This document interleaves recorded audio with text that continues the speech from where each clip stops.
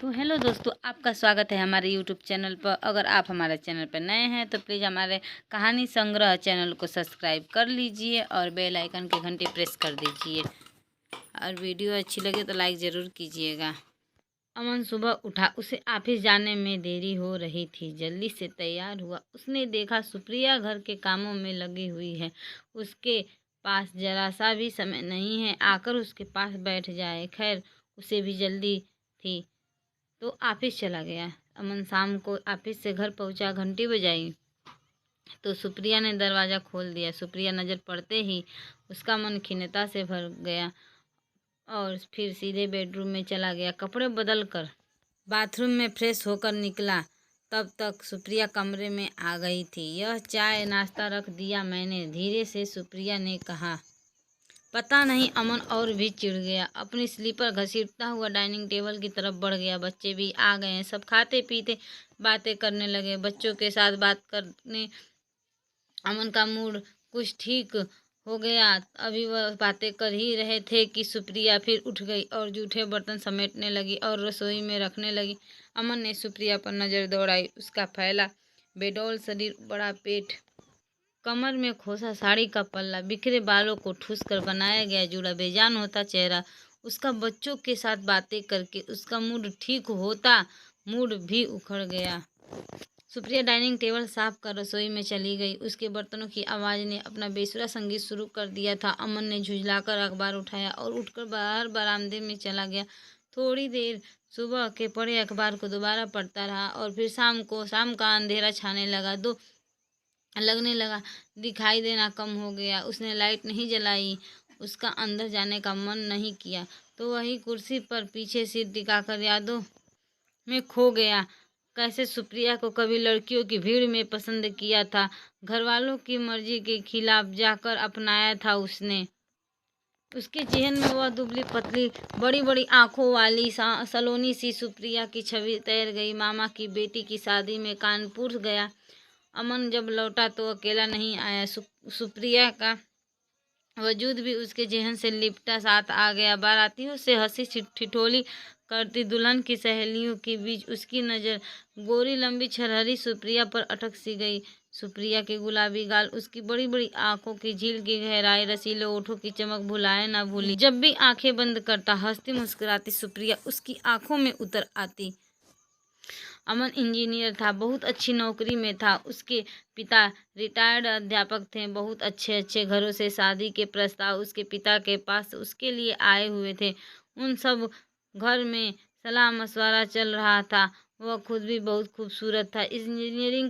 Engineering college में कई लड़कियां उस पर जान छिड़कती रहती थीं, पर वह किसी की गिरफ्त में नहीं आया। गीतिका से तो उसकी बहुत अच्छी दोस्ती थी। वह उसे केवल एक दोस्त मानता था। गीतिका ने उसे कई तरह से जताया कि वह उससे शादी करना चाहती है, पर साधारण शक्ल सूरत सी गीतिका उसे शादी के लिए पसंद नहीं आई। मगर सुप्रिया अपना जादू चला चुकी थी। घर में आए सारे विवाह प्रस्तावों को नकार कर जब उसने माँ के सामने अपनी बात रखी तो माँ ने मामा को फ़ोन करके सारी बात बताई।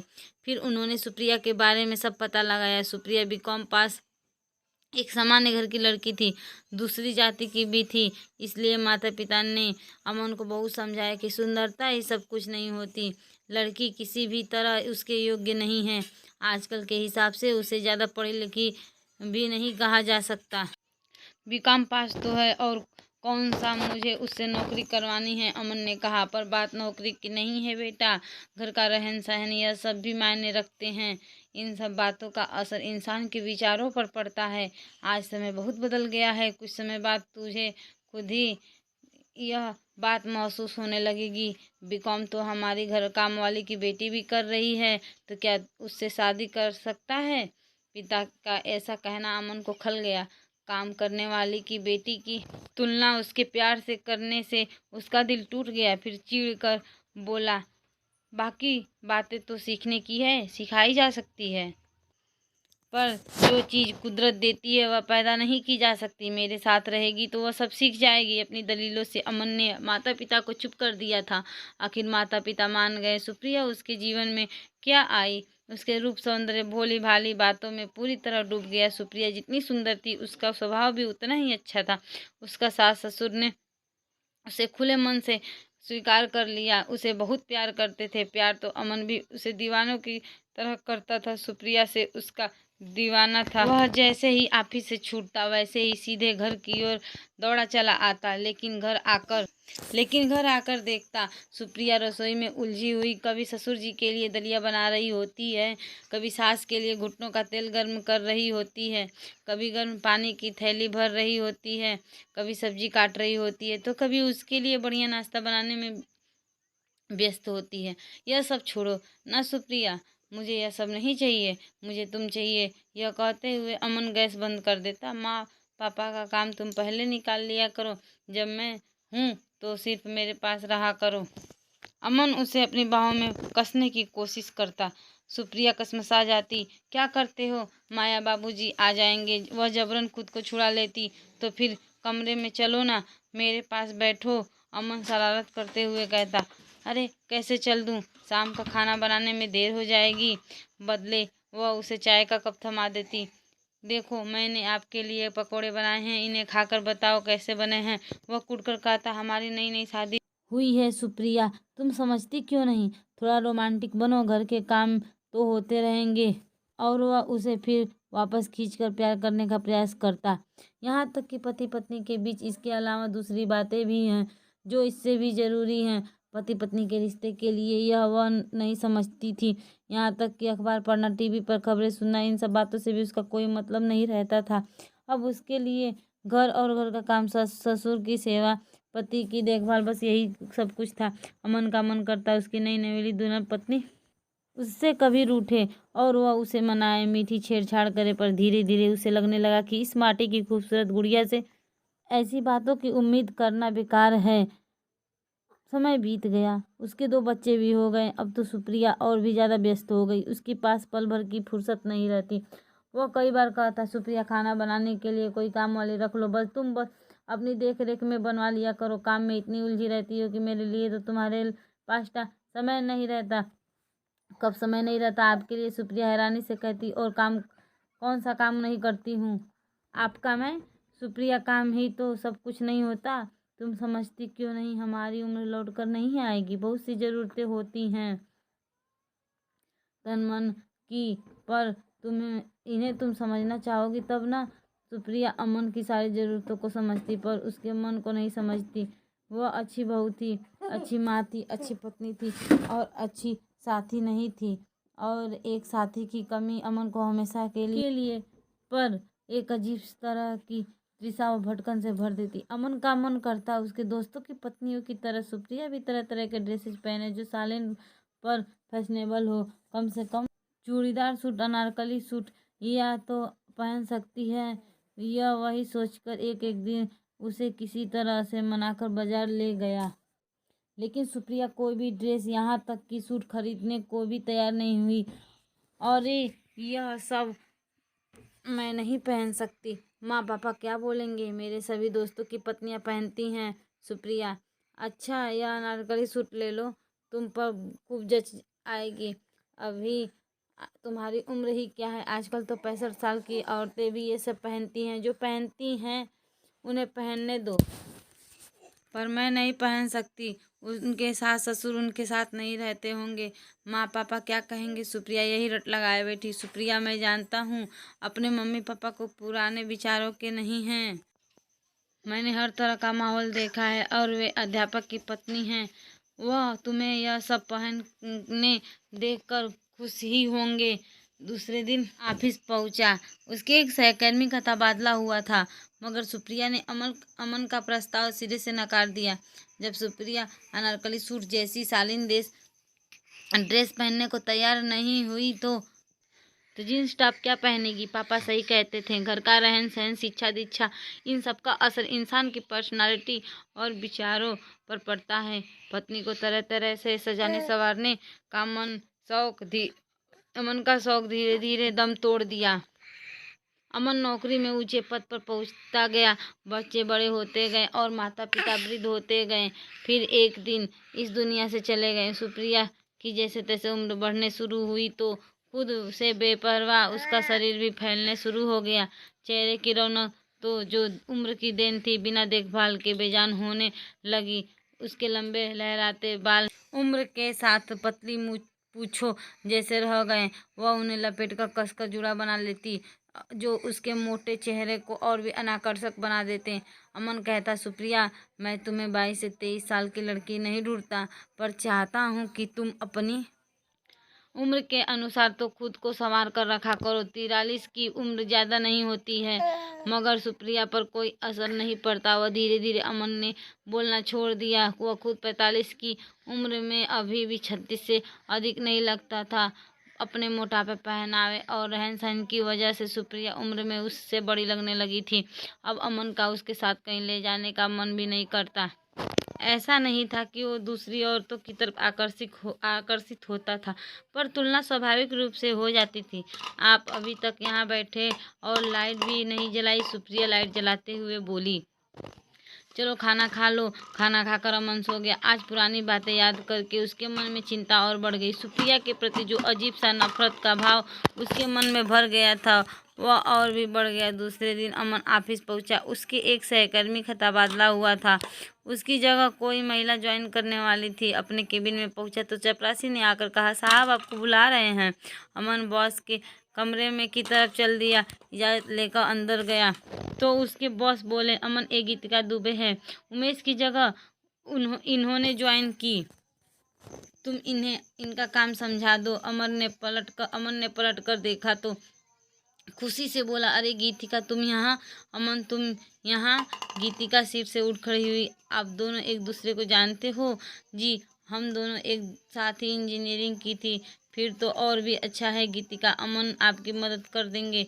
जी सर, कहकर दोनों बॉस के कमरे से बाहर आ गए। गीतिका को उसका काम समझाकर लंच ब्रेक से मिलने की बात कहकर अपने काम में उलझ गया। लंच ब्रेक में गीतिका उसके केबिन में आ गई। बोली, लंच ब्रेक हो गया, तुम अभी भी लैपटॉप पर नजरें गड़ाए बैठे हो? चलो। ओह, गीतिका वह गर्दन उठाकर बोला। फिर घड़ी देखी, पता ही नहीं चला। तो चलो कैंटीन चलते हैं। क्यों, तुम्हारी पत्नी ने जो कल लंच दिया उसे नहीं खिलाओगे तुम? वही खाना है तो उसे खा लो। अमन टिफिन खोलने लगा। खाने की खुशबू चारों तरफ बिखर गई। दोनों खाते खाते पुरानी बातें, पुरानी यादों में खो गए। अमन देख रहा था गीतिका में उम्र के साथ साथ और भी आत्मविश्वास आ गया था। साधारण सुंदर होते हुए भी उसने अपने व्यक्तित्व को ऐसा निखारा था कि अपनी उम्र से 10 साल कम की दिखाई दे रही थी। वो अमन ने छेड़ते हुए बोला, क्या बात है, तुम्हारे पति तुम्हारा बहुत ध्यान रखते हैं? उम्र को 7 तालों में बंद कर रखा है। हाँ, वह हंसते हुए बोली, जब उम्र थी तब तुमने देखा नहीं और तुम अब ध्यान दे रहे हो। वह गीतिका, तुम भी कहाँ की बात कहाँ ले गई? यह सब संयोग की बातें हैं, उसका व्यंग समझकर अमन ने कहा। अच्छा छोड़ो इन बातों को, और मुझे घर कब बुला रहे हो? तुम्हारी पत्नी से मिलने का बहुत मन है, जरा मैं भी तो देखूं। वह कैसी है जिसके लिए तुमने कॉलेज की कई लड़कियों के दिल तोड़े थे? अमन चुप हो गया। थोड़ी देर अपने अपने कारणों से दोनों चुप रहे। फिर गीतिका ही चुप्पी तोड़ती हुई बोली, लगता है घर नहीं बुलाना चाहते हो। नहीं नहीं, ऐसी बात नहीं। जिस दिन तुम फुर्सत में हो फोन कर देना, उस दिन का डिनर घर पर साथ करेंगे, ठीक है? फिर अगले काफ़ी दिनों तक गीतिका बहुत व्यस्त रही। नया काम संभाला था। जब फुर्सत मिले तो एक रविवार को फ़ोन कर दिया और बोली, आज शाम को आ रही हूँ तुम्हारे घर। कहीं जा तो नहीं रहे हो ना? नहीं नहीं, तुम आ जाना, हम दोनों साथ डिनर करेंगे। शाम को गीतिका पहुँच गई। उस दिन तो वह और दिनों से भी ज़्यादा स्मार्ट और सुंदर लग रही थी। अमन को उसे सुप्रिया से मिलाते हुए भी शर्म आ रही थी। फिर खुद को धिक्कारने लगा कि क्या सोच रहा है वहाँ। तभी सुप्रिया ड्राइंग रूम में आ गई। सुप्रिया, यह है गीतिका, यह मेरे साथ इंजीनियरिंग कॉलेज में पढ़ती थी। सुप्रिया का परिचय कराते हुए अमन ने गीतिका के चेहरे के भाव पढ़ लिए थे। वह जैसे कह रही है कि यही है वह जिसके लिए तुमने मुझे ठुकरा दिया था। वह थोड़ी देर तक हैरानी से सुप्रिया को देखती रही। ये ना, खड़ी क्यों हैं आप? सुप्रिया की आवाज़ सुनकर वह चौकन्नी हुई। सुप्रिया और गीतिका की पर्सनालिटी में जमीन आसमान का अंतर था। दोनों की बातचीत में कुछ भी काम नहीं था, इसलिए ज़्यादा बातें अमन हो गीतिका के बीच में ही होती रहीं। पर साफ दिन सुप्रिया ने इसे अन्यथा नहीं लिया। खाना खाकर गीतिका जाने लगी तो अमन कार की चाबी उठाते हुए बोला, सुप्रिया मैं गीतिका को घर छोड़ आता हूँ। अपने अपने बातों में उलझा अमन व गीतिका कार में चुप थे। तभी अमन अचानक बोल पड़ा, गीतिका सुप्रिया पहले बहुत खूबसूरत थी और उसे ना सजने संवरने, ना पहनने और ना ही पढ़ने लिखने का शौक है। इसी बात का शौक नहीं रहा उसे कभी भी।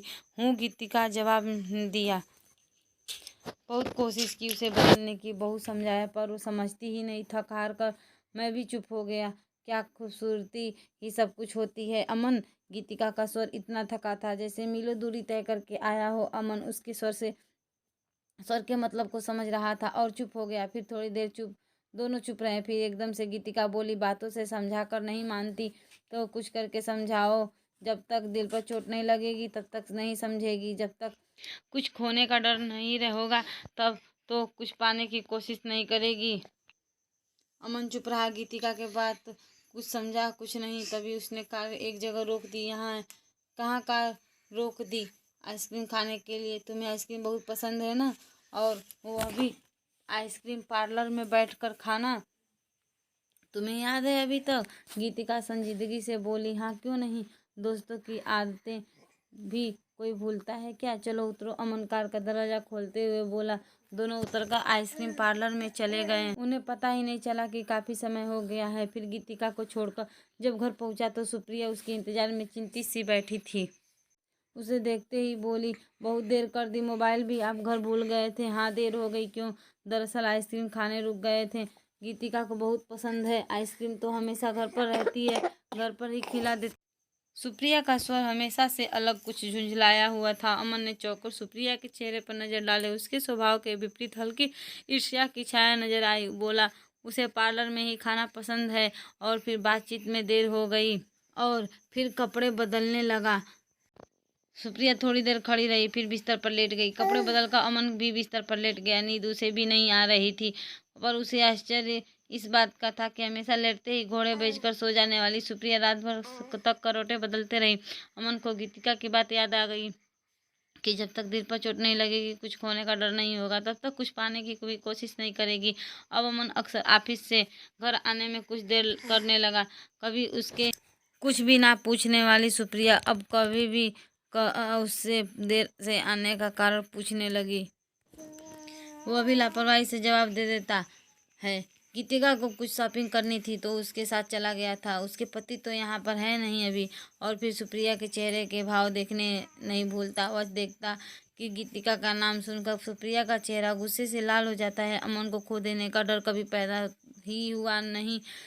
मन में तो आंसू आने का सवाल ही पैदा नहीं होता। अब अक्सर ही यही होने लगा। अमन किसी ना किसी कारण से देर से घर आता। छुट्टी वाले दिन भी कहीं निकल जाता, कभी कभी शाम को भी निकल जाता और खाना खाकर घर पहुंचता। सुप्रिया के कहने पर कह देता कि गीतिका के साथ था। सुप्रिया कसमस आ जाती पर कुछ कह नहीं पाती और खुद की तुलना गीतिका से करने लगती। कब कहाँ किस मोड़ पर छोड़ दिया उसने पति का साथ। वह आगे निकल गया और वह वहीं पर खड़ा रह गई। वापस आकर अमन मुंह फेर कर सो जाता और वह तकिए से मुंह ढके आंसू बहाते रहते। ऐसा तो कभी नहीं हुआ उसके साथ। उसने इस नज़र से कभी नहीं सोचा ही नहीं था अमन के लिए। अमन को खो देने का डर कभी पैदा ही नहीं हुआ। मन में तो आंसू आने का सवाल ही पैदा नहीं होता।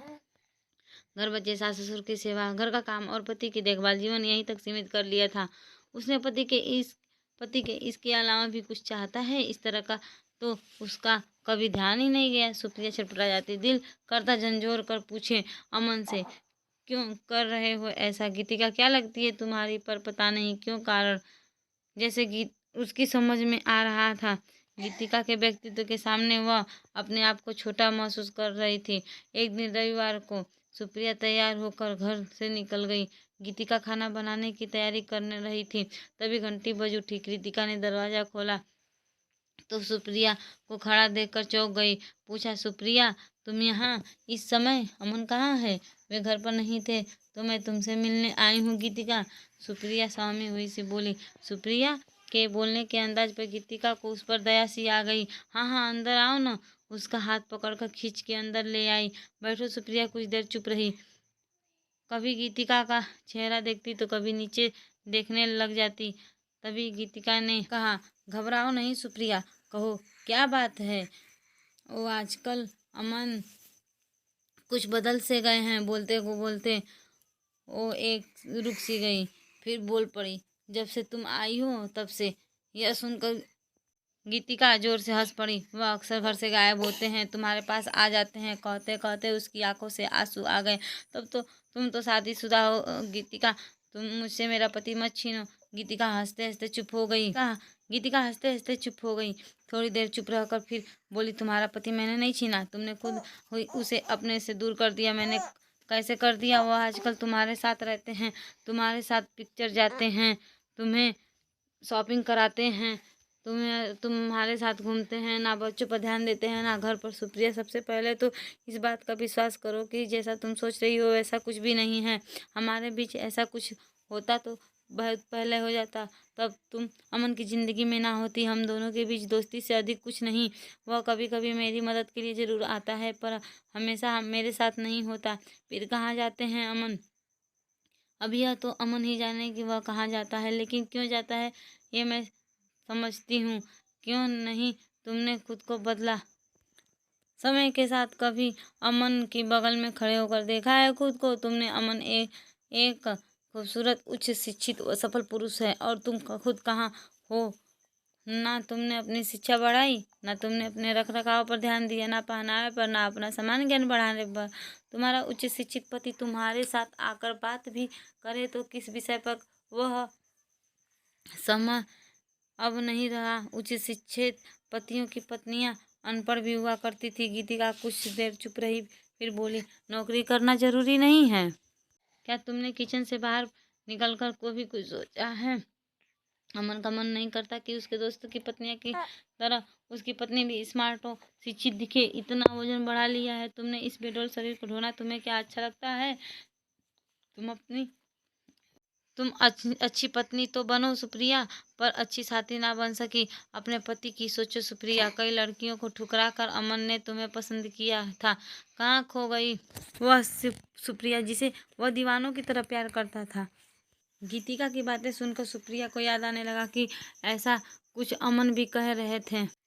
उसे कई तरह से कई बातें समझाना चाहता था, पर उसने कभी ध्यान नहीं दिया उस पर। अमन की बातें कभी समझ में ही नहीं आई, पर गीतिका की बातें उसके कहने के अंदाज से समझ में आ रही थी। गीतिका उसे चुप देखकर फिर बोली, सुप्रिया, आज यह बात स्त्रियों पर ही नहीं पुरुषों पर भी समान रूप से लागू होती है। स्मार्ट और शिक्षित स्त्री भी अपने पति से यही सब गुण देखना पसंद करती है। बड़ी उम्र की महिलाएं भी आज अपने प्रति उदासीन हैं, पर अपने रख रखाव के प्रति सजग हैं। बेडौल पति तो उन्हें भी अच्छा नहीं लगता। फिर पुरुष की तो यह फितरत है, आखिर वो तुम्हारा पति है और उसके भी कुछ अरमान हैं। तो मैं अब क्या करूं गीतिका? सुप्रिया हताश से बोली, करना चाहोगी तो बहुत कुछ कर लोगी और आसान है। पहले तो घर के पास वाला जिम ज्वाइन कर लो, और यह तरह तरह के पकवान बनाना थोड़ा कम करो। रोज का अखबार पढ़ो, टीवी पर समाचार सुनो। बाहर के हर कार्य के लिए बेटे और अमन पर निर्भर मत रहो। खुद पर इन सब बातों से विश्वास बढ़ता है, और विश्वास बढ़ने से व्यक्तित्व निखरता है, और व्यक्तित्व निखरने से पति पर अधिकार भावना खुद आ जाएगी। गीतिका की बात सुनकर सुप्रिया खुद में गुम हो गई। फिर खुद से एक वादा करते हुए बोली, मुझे माफ़ करना गीतिका, मैं तुम्हें गलत समझा। मैं आज से ही तुम्हारी बात अमल करूँगी, पर एक बात की उम्मीद कर सकती हूँ तुमसे? हाँ, क्यों नहीं। हमारी इस मुलाकात के बारे में अमन को पता ना चले, कभी पता नहीं चलेगी। मुझ पर विश्वास करो तुम। मैं कभी नहीं चाहूँगी कि किसी भी कारण से तुम दोनों के बीच दूरी आए। हमारी यह मुलाकात कभी किसी को पता नहीं चलेगी। तुम बेफिक्र होकर घर जाओ। सुप्रिया घर आ गई। घर लौटते हुए जिम में बात कर आई। 3 महीने का पैकेज था। जिम चलाने वाले ने शर्तिया 20 किलोग्राम वजन घटाने का वादा किया था। उसे एक डाइट चार्ट भी दिया कि उसे सख्ती से इसका पालन करना होगा। अमन से बिना कुछ बोले सुप्रिया अपने अभियान में जुट गई। सच है, कोई कितना भी बदलना चाहे किसी को तब तक नहीं बदल सकता जब तक कोई खुद ना बदलना चाहे। अब सुप्रिया का नियम बन गया रोज अखबार पढ़ना और टीवी पर समाचार सुनना।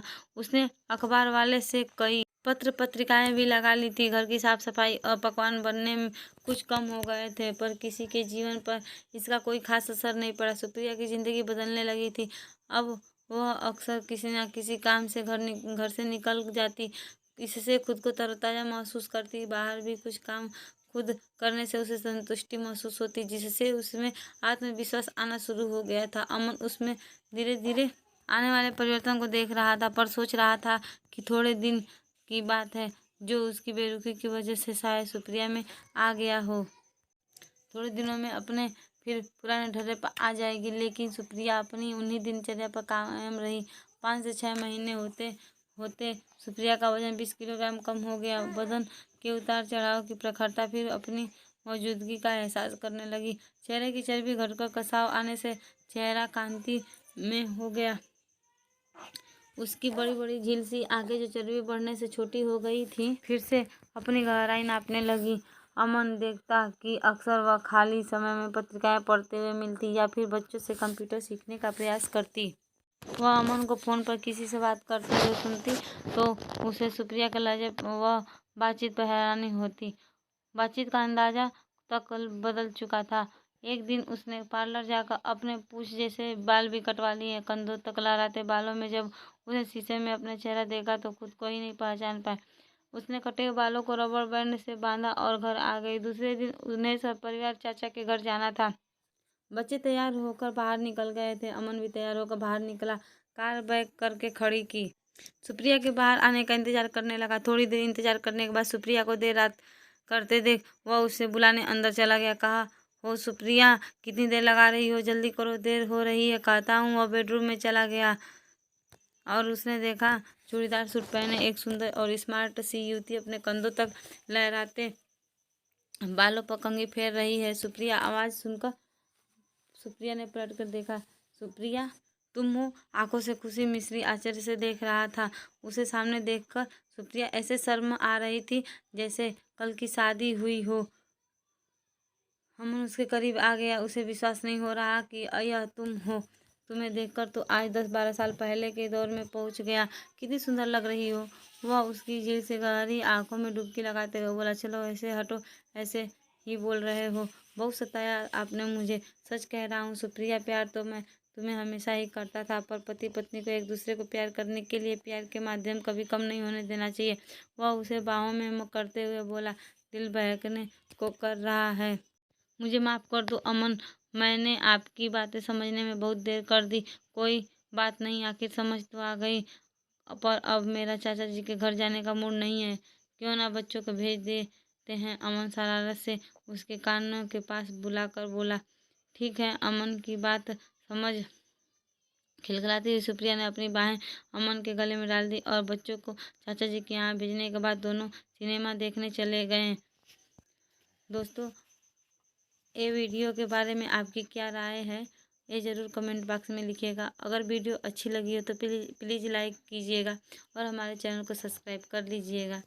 ऐसी ही अच्छी अच्छी वीडियो हम डालते रहेंगे।